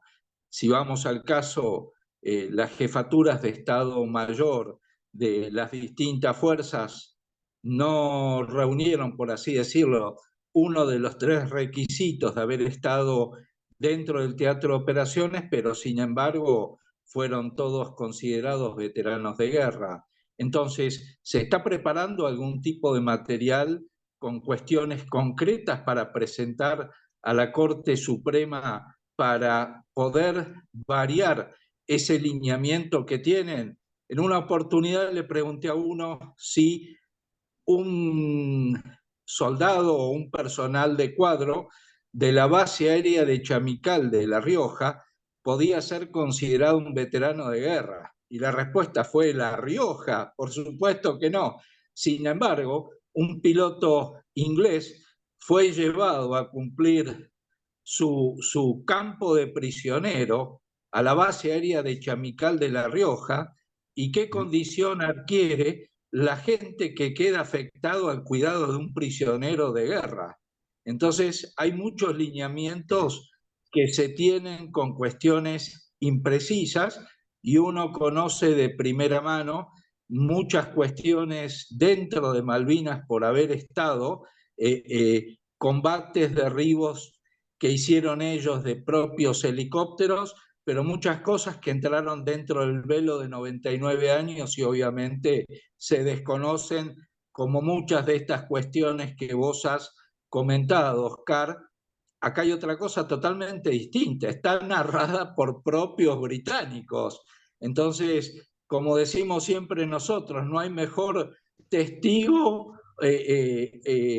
o como se dice en el ámbito del derecho a confesión de parte, derecho relevo de prueba. Acá está todo dicho por los propios británicos. Eso es todo, Carlos. Oscar. Ahí tenés, 2 libros británicos, de un comando y del piloto de helicóptero, que me los trajo un amigo de Inglaterra. Bueno, gracias Andrés ahí por tus apreciaciones. Esto del Chamical es cierto, era un prisionero de guerra y la persona, los soldados, hay fotos de esto, ¿no? Hay fotos del Chamical. Los soldados y el personal que custodiaba a ese prisionero de guerra, que lo hacía sin armas, lo hacía con las manos libres, era un prisionero de guerra. Muchos de mis compañeros, y eso lo veíamos nosotros, le hicieron la guardia a los prisioneros de las Georgias. Estaban a 50 metros de nuestro batallón. A mí yo los veía de lejos, desde 100 metros, de 50 metros, pero muchos de mis compañeros tuvieron que hacer la guardia perimetral a, a los prisioneros de las Georgias en la base de baterías. Y esa gente que estaba ahí por gusto. Si el comando británico podía escaparse, se hubiera escapado. Con respecto a iniciativas, mirá, nosotros, como éramos de la Marina, éramos de todos lados. Éramos de mi batallón, éramos de Misiones, de Chaco, de Mendoza, de Río Negro, de la provincia de Buenos Aires. Nos fuimos de baja y no nos vimos durante 30 años. A los 30 años nos juntamos algunos aquí porque trajimos a nuestro comandante que hablara de la Operación Rosario y ahí nos empezamos a contar qué había hecho cada uno, porque En mi caso, yo no sabía lo que había hecho Carlos Tear, que está ahí presente. Y Tear no sabía lo que había hecho el otro compañero que estaba al lado. ¿Vos dónde estuviste? Yo estuve en el puente, yo minando la base, yo estuve en el límite con Chile. Ahí nos empezamos a enterar dónde estuvo cada uno y qué había hecho cada uno y en qué lugar habíamos estado. Y ahí abrimos los ojos. Estuvimos dormidos 30 años. Estuvimos dormidos 30 años. En mi caso, mi señora y mis hijos me decían, vos sos veterano de guerra. Y yo que le decía, no hicimos nada. Si los ingleses estuvieron ahí, pero se fueron. No somos nada. Y hablando con otros amigos, como Carlos, le pasaba lo mismo. ¿Qué decía él? Yo no hice nada. Y la señora le decía, no, vos hiciste algo. Estábamos dormidos. Empezamos a buscar información. Conseguimos a alguien que nos trajera libros de Inglaterra.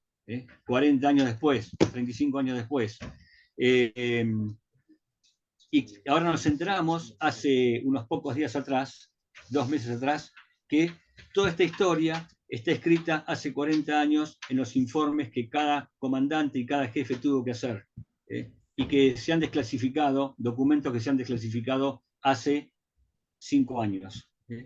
Y estamos entrando a la página del Ministerio de Defensa, a documentos desclasificados, y nos estamos enterando de muchas cosas que nosotros suponíamos que sabíamos y ahora la estamos confirmando con lo que dicen esos informes.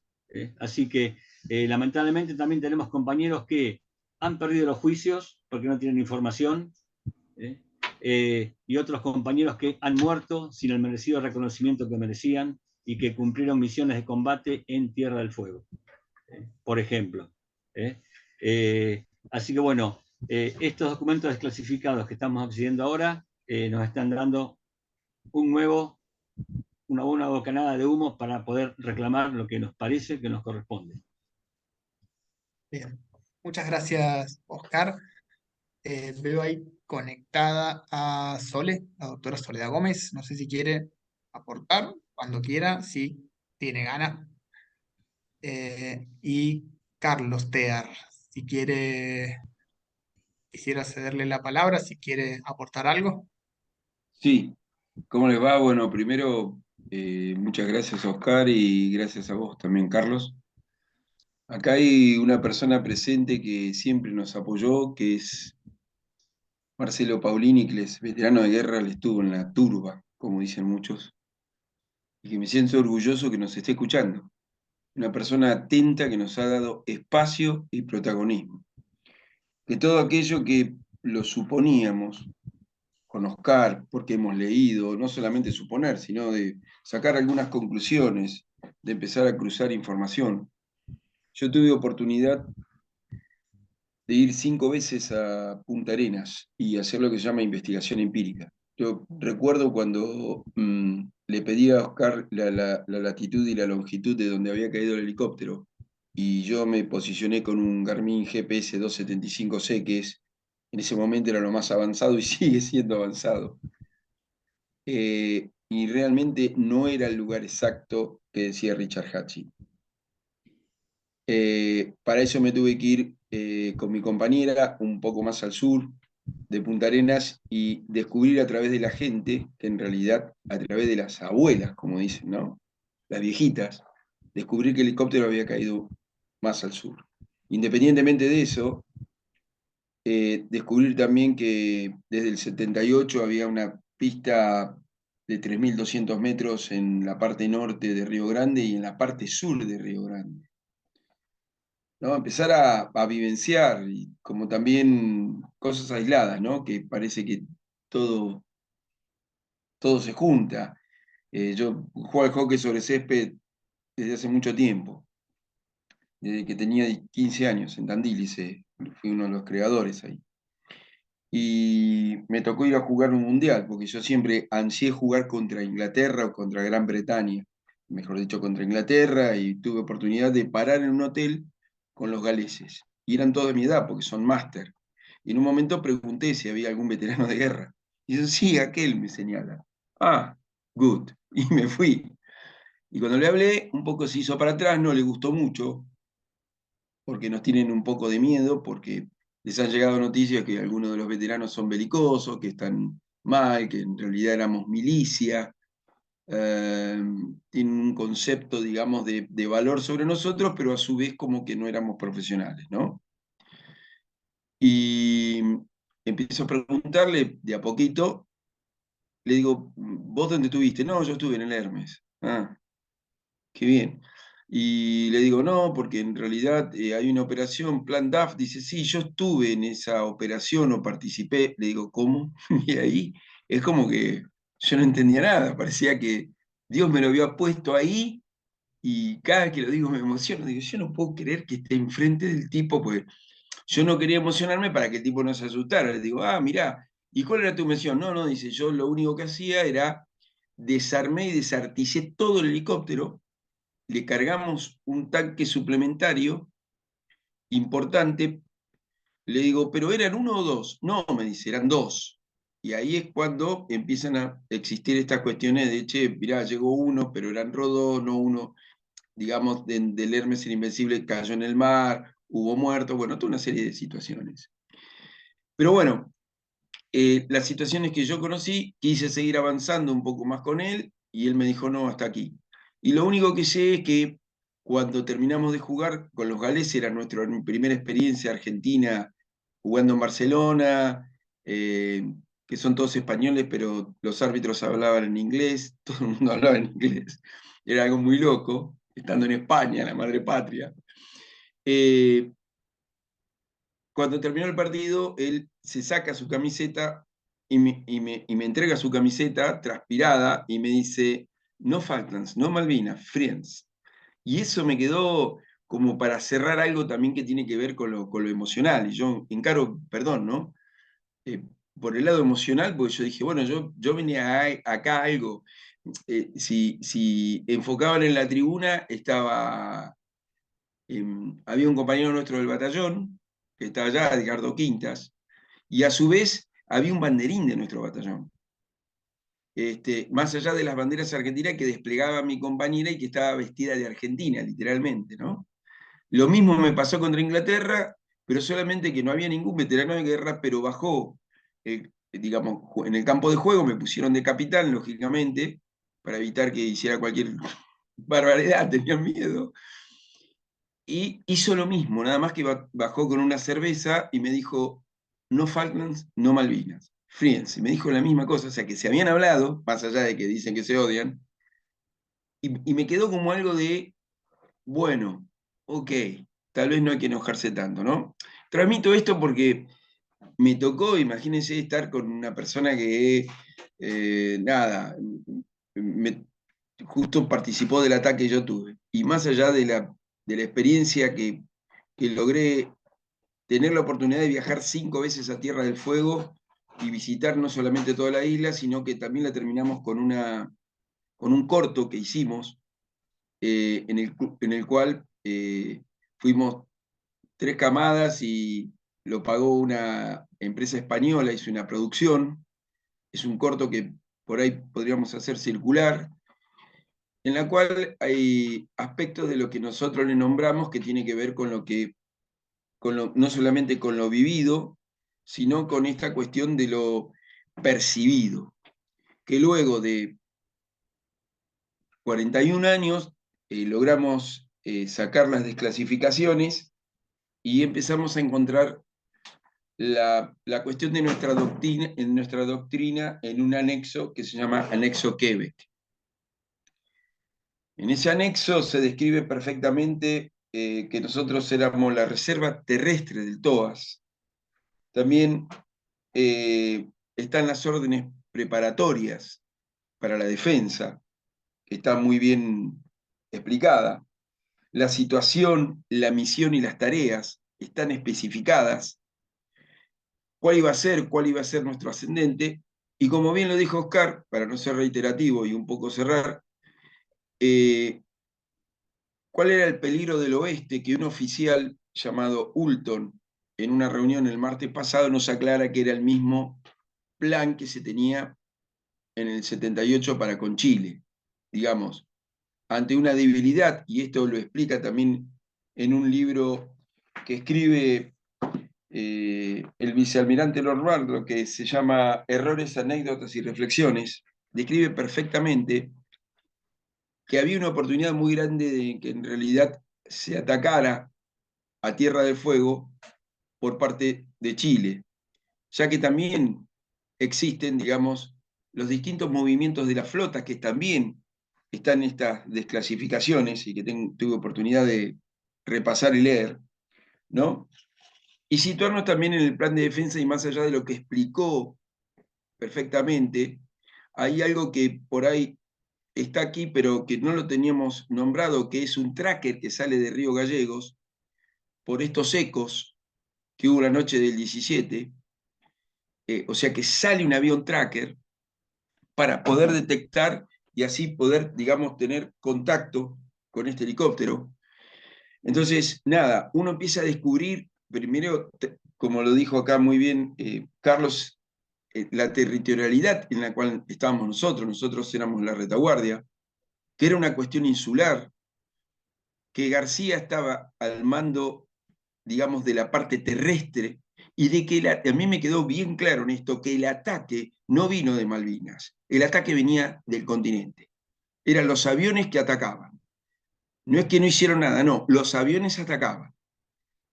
En Malvinas se esperó y el alcance eran de 28 kilómetros, que era lo que tenía los dos cañones que había y el misil que se tiró mar-mar, Exocet. Pero no había otro resultado que ese, y esperar. En cambio, el ataque venía del continente. Y que también lo abordo desde lo emocional, porque me llega que no se tenga consideración de la retaguardia y que si no se tenga consideración del ataque, me parece que realmente la desmalvinización empezó mucho antes. Y aquí me gustaría que cederle la palabra a, y si me permiten, a Marcelo Paulini, porque es una persona avesada en el tema y él sabe y ha transitado y transita con nosotros el dolor de repente de haber primero evitado una masacre, porque iba a ser una masacre. Con el capitán Pita, que fue el que estaba a cargo de la defensa, lo dijo adelante nuestro. Que tuvo oportunidad de viajar a Inglaterra en el 2014, que le hicieron a él los propios protagonistas del Plan DAF y Operación Mikado, pilotos de Hércules, pilotos de helicóptero, etcétera, etcétera, le hicieron lo que se llamó una cena, en donde participó también Amendolara, y donde en su manera no sé llamarle condecoración, pero le hicieron una distinción. Y a partir de ahí empezamos a conocer un poco más nuestra historia. Así que bueno, nada, les agradezco mucho. Si quieren hacer cualquier pregunta, yo soy uno de los que estoy desclasificando bastante y tratando de interpretar también, porque soy un civil, más allá de que estoy en el tema, hay algunas síntesis que nuestros oficiales o ex oficiales nuestros nos han ayudado. Así que me gustaría darle, si es posible, después de la doctora, a Marcelo Paulini para que diga unas palabras. Muchas gracias. Gracias, Carlos. Eh, Recordaba tus palabras al principio de esta charla en este pequeño discurso introductorio que realizamos. Hablábamos de un abordaje de la cuestión de las Islas Malvinas y Leo, sin revancha, sin vencidos y con la convicción de estar construyendo una nación respetuosa para todos sus habitantes. En otro párrafo hablábamos de propiciar la sanación de las heridas de orden moral que ha dejado la guerra. Así que creo que cada intervención de esta charla se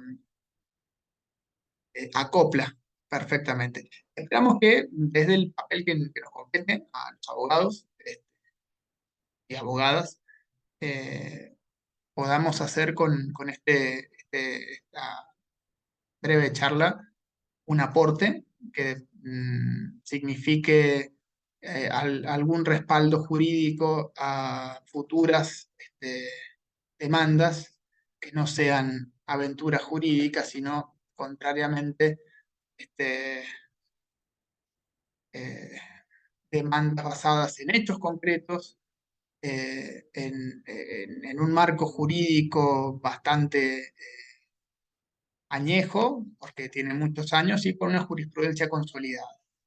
Si Marcelo Paolini quiere decir unas palabras, vamos a tomar la posta que nos ha dejado Carlos, y le pediríamos que sea breve, así ya siendo las 19:20, luego de su intervención, vamos a hacer los saludos de rigor, y si Oscar quiere adjuntar algún otro comentario, y si no, vamos a cerrar esta maravillosa tarde. Marcelo. Bueno, buenas tardes. Quiero felicitarlos por esta iniciativa. Me parece que es muy oportuna. Y en realidad yo soy, ya me conocen, trato de ser directo, conciso y preciso. Respecto a las consideraciones que proponía este debate, era hablar sobre las leyes que se han dictaminado. Yo soy uno de los que estuvo trabajando al principio con la ley 23.109, con el recientemente fallecido padre, consideramos, de lo que es el reclamo de la veteranía, el senador Heraldo Britos, allá por el 84. Y aquellos que conocen toda la trayectoria mía respecto a lo que hace a la cuestión Malvinas y la cuestión de la veteranía de guerra, tienen que entender de que yo soy un crítico también hacia adentro de nuestro propio andar respecto a lo que significó el reconocimiento de la República Argentina, lo que es la posguerra, enfrentando una durísima posverdad que ha pegado durísimo en todos aquellos que no han sido reconocidos, porque de alguna manera aquellos que ya tenemos la veteranía estamos de alguna manera con ese colchón de ese reconocimiento, ¿no? Pero volviendo a esta cuestión, me parece que es fundamental entender que más allá de los fallos de la Corte Suprema que ha tenido en distintas oportunidades, a mi juicio no solucionan medularmente nada, son muy pendulares y dejan muchos claros y oscuros mezclados, lo cual se hace confuso. Me parece que hay que abordar la temática de lo que significa el decreto 509, y ahí es una tarea de aquellos que son letrados interpretarlo, porque el decreto 509, se los digo, hay que leerlo varias veces para entender de que establece 3 posiciones de categoría en lo que es la veteranía y el reconocimiento, más allá del tiempo, la parte geográfica y lo que significa la aplicación de ese decreto 700 que empieza a tener efecto a partir del día 7 de abril del año 82. Y esto significa que reconoce 3 estados. El plataforma continental, dice, plataforma continental. Entiendan perfectamente eso, lo que significa es una ubicación geográfica, un lugar determinado que hace a la plataforma continental donde no hay ningún condicionante en cuanto a una limitación. Después se establece otra cuestión que hace el TOM, Teatro de Operaciones Malvinas. Y después se establece el Teatro de Operaciones Atlántico Sur. No hay ningún condicionante y tampoco hay una explicación en esa normativa de a qué se refiere. Es decir, refiere, como dice la norma 509, a lo que a partir del 7 de abril se establece en el decreto 700. En ese decreto 700 está escrito, pero no está dibujado un mapa, tal como aclaró el camarada Mastropierro, diciendo que se establece un paralelo del 42, Teatro de Operaciones Atlántico Sur, se funden el TOS, el Teatro Atlántico Sur, en la zona de despliegue, con lo que vendría a ser el Teatro de Operaciones Atlántico Sur, que incluye la plataforma continental. Y especifica también el Teatro de Operaciones Malvinas. ¿Por qué es importante esto? Y acá viene el trabajo de aquellos que son abogados y que han fallado en muchos estudios en cuanto a reconocimiento. Porque mágicamente la ley 23.848 aparece dictaminando la pertenencia con la veteranía de guerra, donde dice Teatro Operaciones Malvinas y Teatro Operaciones Atlántico Sur, y acá viene lo que el gran maestro y profesor, que aún no ha sido reconocido, pero que tiene una vigencia terrible en cuanto a los análisis que hace, me refiero al capitán retirado Pablo Eduardo Nieto, que ha explicado la ridiculez que Argentina ha establecido única en el mundo de querer poner en un título de veteranía de efectivas acciones de combate.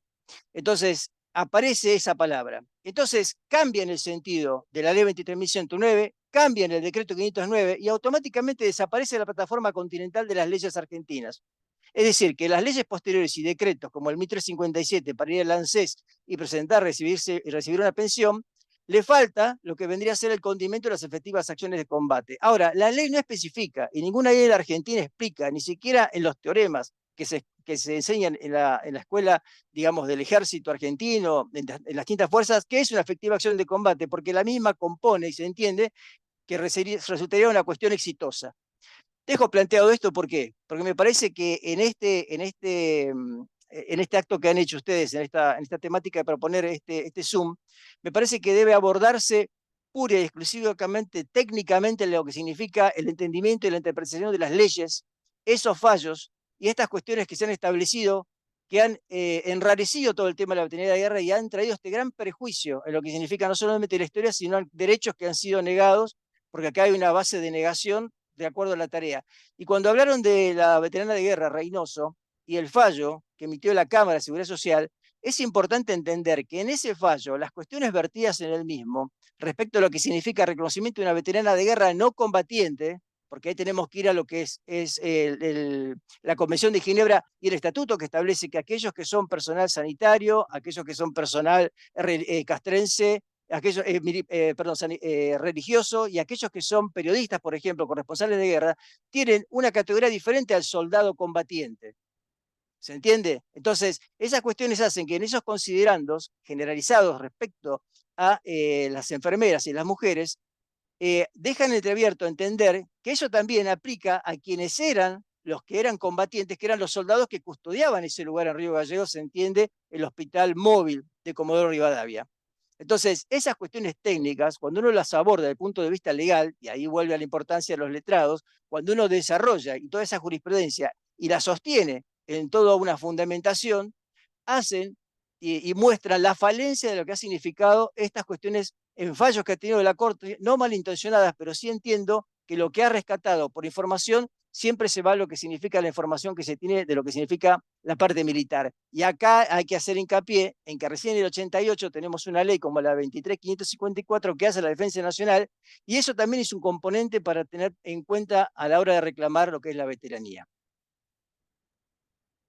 Muchísimas gracias, Al contrario, Marcelo. ustedes. Un aporte excepcional. Creo que confirmo nuevamente cada intervención de esta tarde se ha acoplado perfectamente y no nos hemos visto antes. Entonces creo que estamos hablando de lo mismo. Si estos temas no se hablan, no progresan. Entonces yo creo que, bien, Marcelo nos tira la posta a los abogados y abogadas, vamos a decir, cada uno haciendo su parte. Si Oscar no tiene otro comentario para hacer, Perdón, Oscar, una cosita. sí, Marcelo habló sobre el mapa. ¿Te acordás que vos encontraste un mapa? Sí, Y es un mapa de referencia. En realidad, el mapa existe, lo que no lo encontramos. Pero el mapa digamos, del de lo que TOAS. fue el TOAS existe. Eso está, y está anotado dentro de lo que, digamos, es una planificación. Esto es explicado por un oficial naval, digamos, esta situación. Quería aclarar eso nada más.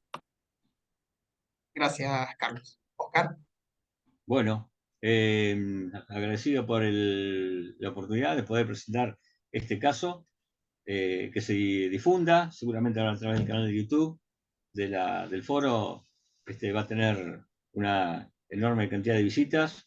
Agradecer las intervenciones de Carlos, de Marcelo, de Andrés, bueno, toda la gente que se ha conectado. Agradecerte a vos, Carlos, y a todos los compañeros del foro esta posibilidad.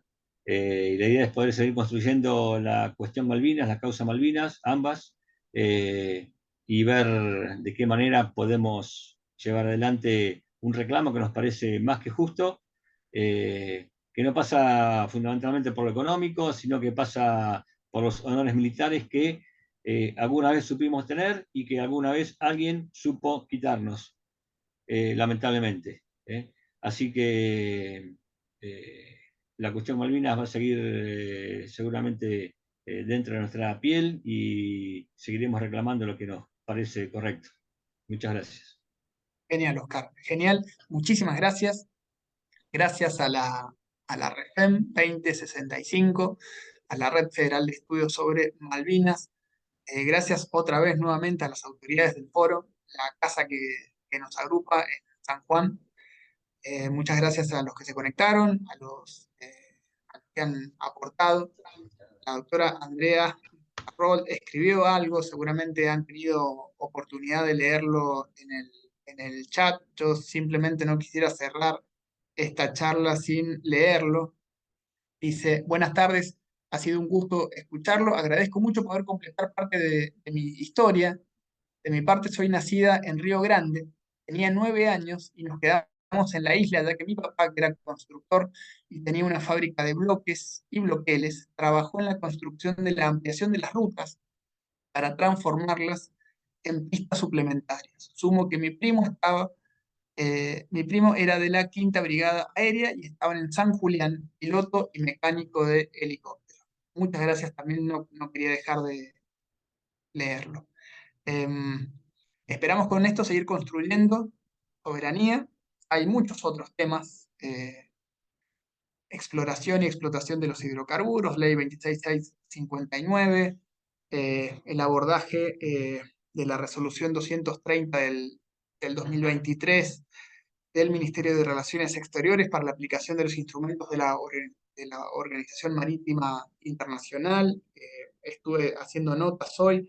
El decreto 2256 del 2010 sobre el tránsito de buques desde las islas hacia el resto del territorio. Muchos temas que todavía tenemos que abordar en el instituto, pero bueno, no siempre es posible por los esfuerzos que son necesarios para ello. Por eso también agradecerte, Oscar, por el esfuerzo de hoy, por el trabajo que te tomaste hoy, que es tu día, feliz día del maestro, en homenaje a un sanjuanino coprovinciano que, como conversamos con Oscar al principio de esta charla, tuvo un rol en la reivindicación de Malvinas en el año 1852, cuando el Estado de Buenos Aires se separó de la Confederación. No se separó de la nación argentina, eso es un dato que no viene al caso, pero no se separó de la nación, se separó de la Confederación. Te agradezco muchísimo. Les mando un abrazo gigante, seguimos construyendo soberanía y hasta pronto, hasta un nuevo encuentro. Muchísimas gracias.